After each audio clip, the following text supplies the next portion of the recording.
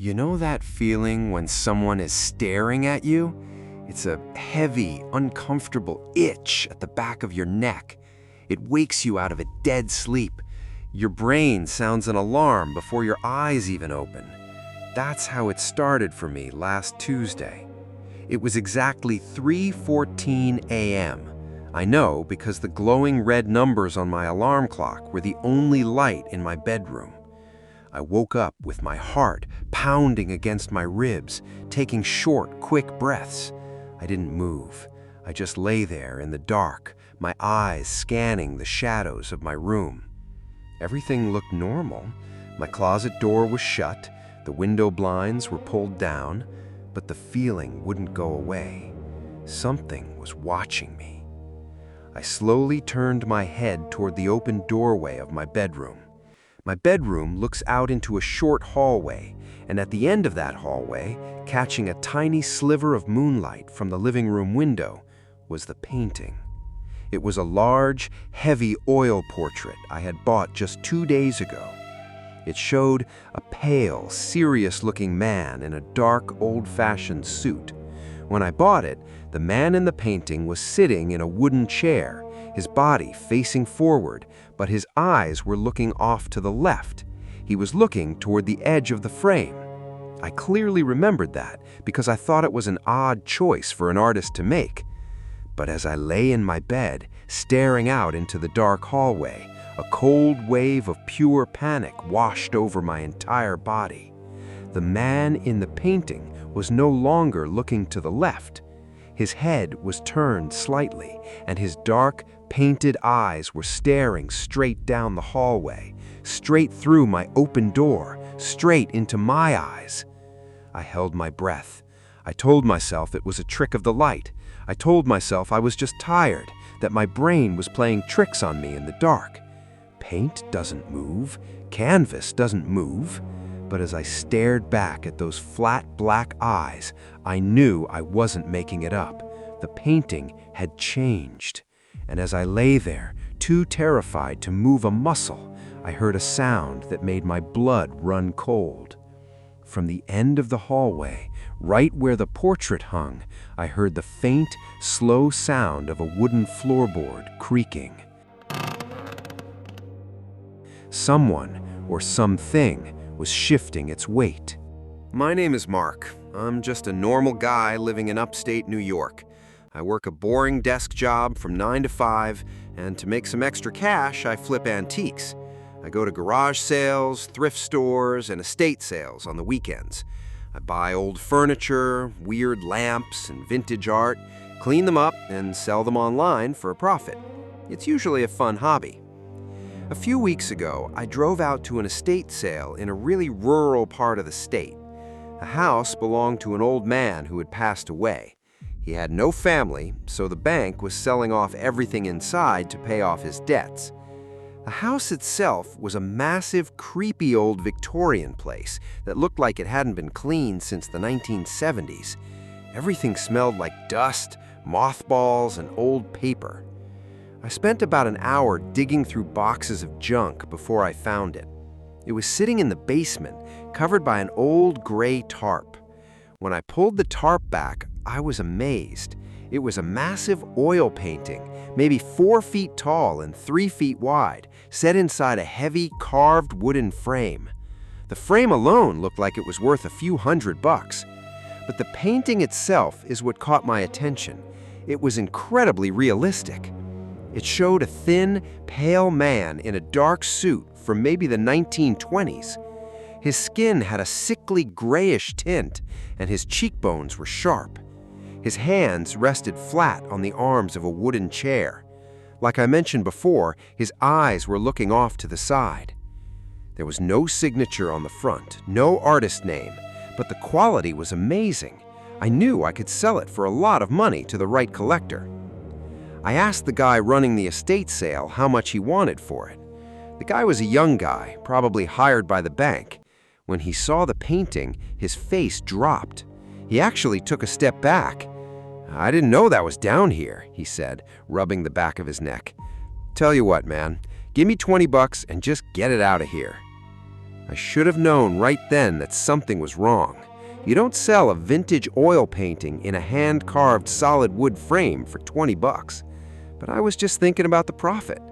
I handed him a $20 bill, loaded the heavy painting into the back of my SUV, and drove home. I live in a small 2-story house. It's an older house, built in the 1950s, with squeaky hardwood floors and drafty windows. Since I live alone, I usually just keep my inventory in the spare bedroom. But this painting was so striking, I decided to hang it at the end of my upstairs hallway. I figured I would enjoy it for a few days before I listed it online. The first day, nothing happened. It just looked cool. But on the second day, I started noticing the cold. Whenever I walked past the painting to get to the bathroom, the air around it felt freezing. Not just a little chilly, it felt like walking into a meat freezer. I checked the air conditioning vents, but they were fine. I checked the windows, and they were shut tight. But the spot right in front of that painting was always freezing cold. I brushed it off. Old houses have bad insulation. That's what I told myself. But then came the smells. Later that second night, I was sitting downstairs watching TV when I smelled something sharp and metallic. It smelled exactly like old copper coins mixed with wet soil. It was thick, and it made my stomach turn. I searched the kitchen, thinking something was burning on the stove, but everything was fine. The smell seemed to be coming from upstairs. When I went upstairs to investigate, the smell was strongest right at the end of the hallway, right by the portrait. I remember looking at the painting that night. The man's face looked harsher, more angry. I told myself it was just the shadows from the hallway light. I went to bed trying to ignore the creeping feeling of dread in my stomach. And then came the night I woke up at 3:14 a.m., the night the eyes moved. After I heard that floorboard creak, I didn't sleep the rest of the night. I just lay there, clutching my blanket, waiting for the sun to come up. When morning finally broke, I jumped out of bed and marched out into the hallway. I looked at the painting in the daylight. The eyes were looking straight ahead. I wasn't crazy. I wasn't dreaming. The physical paint on the canvas had changed. The man in the picture was staring directly at me. And that wasn't all. His hands, which had been resting flat on the arms of the chair, were now gripping the wood tightly. I could see painted knuckles turning white from the pressure. A wave of nausea hit me. I reached out to touch the canvas, but my fingers stopped an inch away. The air around it was so cold it actually hurt my skin. "Okay, nope, you're going in the trash," I said out loud. I reached up to grab the heavy wooden frame and lift it off the wall hook, but it wouldn't budge. I pulled harder. Nothing. It felt like it was bolted to the wall. I put both hands on the sides of the frame, planted my feet, and pulled with all my strength. The painting didn't move a single inch. It was as if the house itself had grown around it, locking it in place. I gave up, out of breath and shaking. I didn't know what to do. You can't just call the police and say, "My painting is looking at me." They would lock me in a mental hospital. I decided to cover it up. I went to my closet, grabbed a thick, dark gray bedsheet, and threw it over the painting. I tucked the edges behind the frame so it wouldn't fall. If I couldn't get it off the wall, at least I didn't have to look at that creepy guy anymore. Things got so much worse after that. That evening, I was sitting at my kitchen table trying to eat dinner, but I had no appetite. The house felt completely different. It felt heavy. It felt like the air was thick, like right before a massive thunderstorm. I heard a thud from upstairs. It wasn't a small noise. It sounded like a heavy book being dropped on the floor. I froze. I grabbed a kitchen knife from the drawer and slowly walked up the stairs. The stairs creaked under my feet, and every sound made my heart jump. When I got to the top of the stairs, I looked down the hallway. The bedsheet I had used to cover the painting was lying on the floor. It hadn't just fallen off. It was neatly folded into a perfect square, sitting exactly in the middle of the hallway. My breath caught in my throat. I looked up at the painting. The man in the portrait was standing up. I dropped the knife. It clattered loudly against the wood floor. In the painting, the wooden chair was pushed back. The man was standing in the foreground, his hands resting on the bottom edge of the painted frame. It looked like he was looking out a window into my house. His face was no longer pale and blank. He looked furious. His painted mouth was pulled back into a nasty, hateful snarl, showing slightly yellow teeth. I backed away slowly, my hands shaking. I didn't take my eyes off it until I reached my bedroom. I went inside, slammed the door, and locked it. I pushed my heavy dresser in front of the door. I sat on my bed in the dark, my mind racing. What was happening? Was this a prank? Was someone in my house messing with me? No, that was impossible. Nobody could repaint a canvas that fast, and nobody could make the air that freezing cold. Around midnight, the sound started. It was coming from the hallway. It sounded like fingernails tapping against the hardwood floor, but it was slow, methodical. It was getting closer to my bedroom door. I pulled my knees to my chest and covered my ears. I didn't want to hear it. I stayed like that for hours. Eventually, the tapping stopped. The house went dead silent. But then, right outside my bedroom door, I heard something that made me want to cry. I heard a deep, rattling, wet breathing. It sounded like a man with fluid in his lungs, struggling to take a breath. It was right on the other side of the wood. The breathing continued for a few minutes and then slowly faded away. When the sun came up the next morning, I pushed the dresser away and opened my door. The hallway was empty, but when I looked down on the floor, I saw something that confirmed my worst nightmare. There were footprints on the hardwood. They were wet, slightly sticky, and dark reddish brown. They looked like they were made of muddy water mixed with old blood. And they started exactly at the bottom of the wall, right beneath the painting, walked up to my bedroom door, and then walked back to the wall. The painting itself had changed again. The man was sitting back in the chair, but this time he had a small, cruel smile on his face. He was playing with me. I couldn't stay in the house. I grabbed my laptop, my keys, and my wallet and practically ran out the front door. I drove to a local coffee shop, ordered a black coffee, and sat in the corner booth. My hands were shaking so badly I spilled coffee all over the table. I needed to know what was in my house. I opened my laptop and started searching. I looked up the address of the estate sale where I bought the painting. I found the public obituary for the old man who lived there. His name was Arthur Vance. He had lived in that house for 40 years, completely alone. Neighbors said he never left, never had visitors, and kept all his windows boarded up from the inside. I dug deeper. I searched property records to see who owned the house before Arthur Vance. That's when I found a name that made my stomach drop. In the 1920s, the house was owned by an artist named Silas Blackwood. I typed Silas Blackwood, artist, into the search bar. A bunch of scanned old newspaper articles from 1924 popped up. The headlines were chilling. Local painter disappears amidst gruesome discoveries. Police find House of Horrors, Blackwood still missing. I clicked on the clearest article and started reading. Silas Blackwood was a wealthy portrait artist who is suspected of a series of disappearances in the town. Young men and women had been going missing for years, and the trail finally led to Blackwood's estate. When the police raided his home, they didn't find Silas. He had vanished without a trace, but they found his art studio in the basement. The article described the studio in horrifying detail. The police found dozens of empty frames, human bones buried under the dirt floor, and buckets of dark, foul-smelling paint. A police chemist analyzed the paint and made a sickening discovery.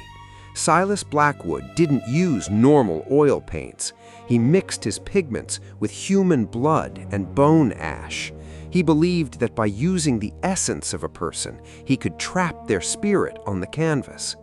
The article ended by saying that Blackwood was never found. The police assumed he fled the country.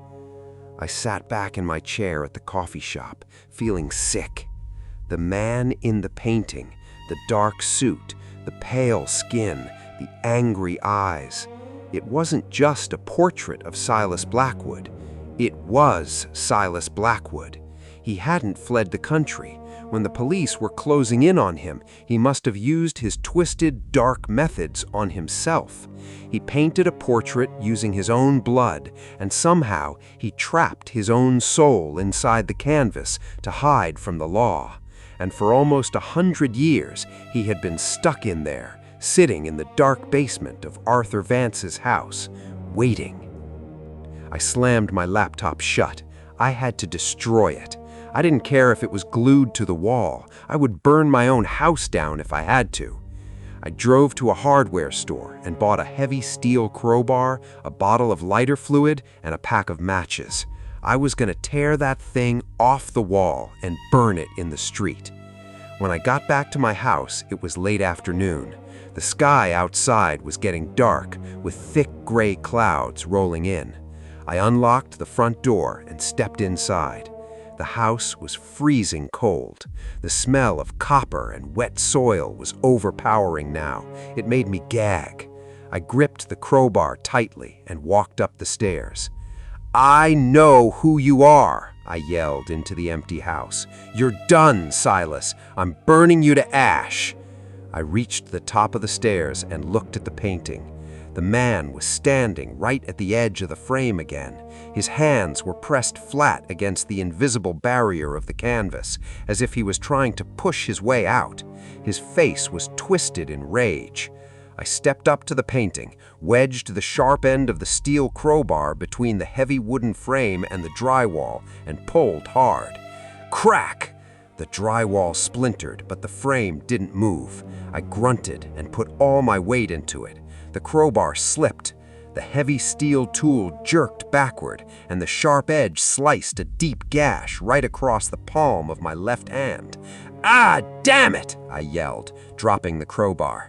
Blood immediately started pouring from my hand. It dripped down my fingers and splashed onto the floor. But before I could grab a towel, I saw something that froze me in place. A drop of my blood had splashed onto the bottom of the canvas. It didn't drip down the painting. It didn't smear. The moment my blood touched the painted surface, it was instantly absorbed. The canvas sucked it in like a sponge. And from inside the painting, Silas Blackwood smiled. It was a wide, terrifying, impossible smile that stretched too far across his pale face. His dark eyes locked onto mine, and he started to laugh. I couldn't hear the sound with my ears, but I could hear it in my head, a dry, scraping, echoing laugh. He didn't just want to scare me, he wanted something else. I backed away, wrapping my bleeding hand in my shirt. I looked down at the floor near where the crowbar had cracked the drywall. The force had dislodged a small piece of yellow paper that had been wedged behind the wooden frame for decades. I bent down, my hands trembling, and picked up the paper. It was brittle and covered in dust. The handwriting was messy and frantic. It was a note left by Arthur Vance, the old man who owned the house before me. I unfolded the yellow paper and read it. The words made my blood turn to ice. "I can't let him out," the note read. "I found the painting in the walls of this house when I bought it. It speaks to me at night. He says he is Silas. He says he made a mistake. The canvas is a prison. He cannot die, but he cannot live. He is starving in the dark. He needs a body, a living body. He has to mark you with your own blood, and then he can pull you in. If he pulls you in, he gets your body, and you take his place in the chair, forever." I covered him up. I locked him in the basement, Don't let him taste your blood. Don't let him touch you." My heart hammered against my ribs. "He needs a body. He has to mark you with your own blood." I looked at my bleeding hand. I had just given him exactly what he needed. The canvas had absorbed my blood. The connection was made. I slowly looked up from the note. The painting was empty. The wooden chair was there. The dark background was there. But Silas Blackwood was gone. The temperature in the hallway instantly plummeted. I could see my own breath forming white clouds in the air. The smell of old copper and rotting earth became so strong I almost threw up. The lights in the hallway flickered, buzzed loudly, and then popped. The glass bulbs shattered, plunging the upstairs into total darkness. The only light was the gray, fading daylight coming from the window at the end of the hall. From the shadows behind me, near the top of the stairs, I heard the sound of heavy, wet boots stepping onto the hardwood floor. Squish, thump, squish, thump. He wasn't in the painting anymore. He was in the house. I didn't think. I just ran. I bolted for my bedroom, planning to lock the door and climb out the window. But as I grabbed the doorknob, a freezing cold hand wrapped around my wrist. The skin felt like wet, freezing clay. The grip was impossibly strong. I screamed and ripped my arm away, falling backward onto the floor. I scrambled back against the wall, kicking out wildly. In the dim light of the hallway, I saw him.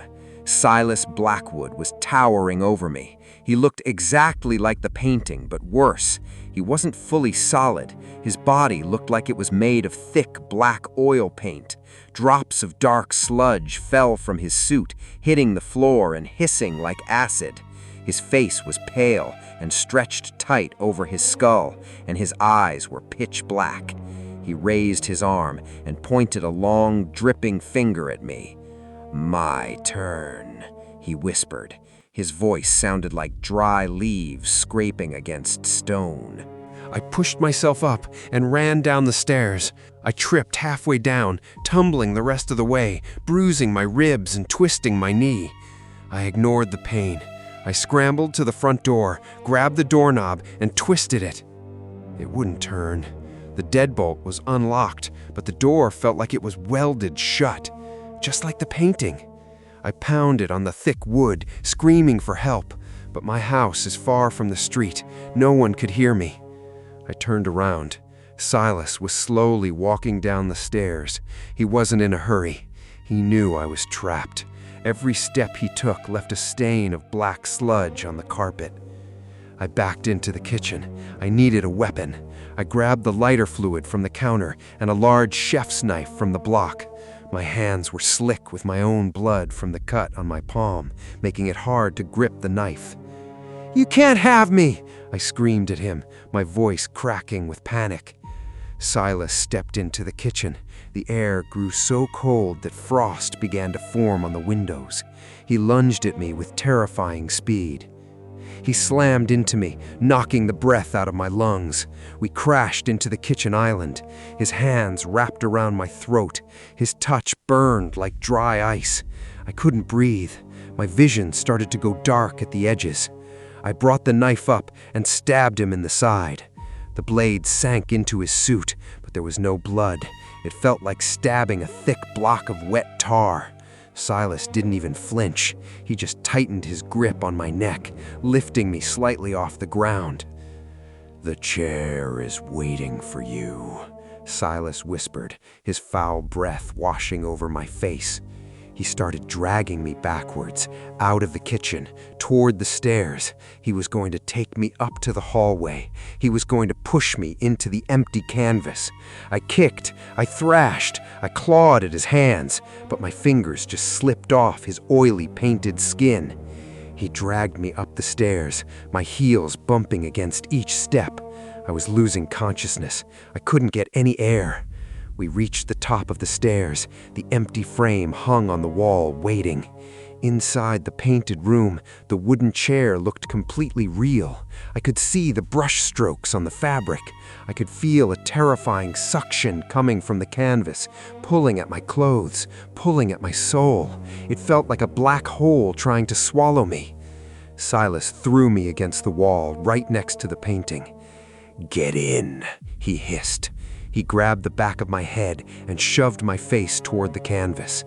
My nose touched the hard canvas. It felt like freezing mud. My face started to sink into the painting. The sound of the real world vanished, replaced by a deafening, roaring silence. I could see the painted floorboards of his studio underneath me. I was crossing over. I was going to be trapped in this two-dimensional hell forever. In a final desperate burst of adrenaline, I remembered the lighter fluid in my hand. I still had the plastic bottle clutched in my right fist. As Silas pushed my head deeper into the canvas, I brought my right arm up, squeezed the bottle with all my strength, and squirted a massive stream of lighter fluid directly into Silas's face. The liquid splashed into his black eyes. Silas shrieked. It was an unearthly, high-pitched screaming sound that vibrated my teeth. He dropped me, grabbing at his own face. I fell to the floor, gasping for air. I didn't waste a second. I grabbed the bottle of lighter fluid and sprayed the entire rest of the bottle directly onto the empty canvas. The thick fabric soaked it up. I reached into my pocket, my bloody, shaking fingers fumbling for the matches. I pulled out a match, struck it against the box, and threw it at the painting. The canvas erupted in flames. A massive fireball rolled up to the ceiling. The fire caught instantly, burning with a bright, unnatural blue and orange light. As the canvas burned, the screaming got louder. It wasn't coming from the painting, it was coming from Silas. I scrambled backward as Silas fell to his knees in the hallway. The fire on the canvas was destroying his physical connection to the real world. His oily, painted body began to bubble and blister. He reached a hand out toward me, his face melting like wax over a hot stove. "No!" he gurgled, his voice dissolving into a wet hiss. The canvas split down the middle, burning to ash.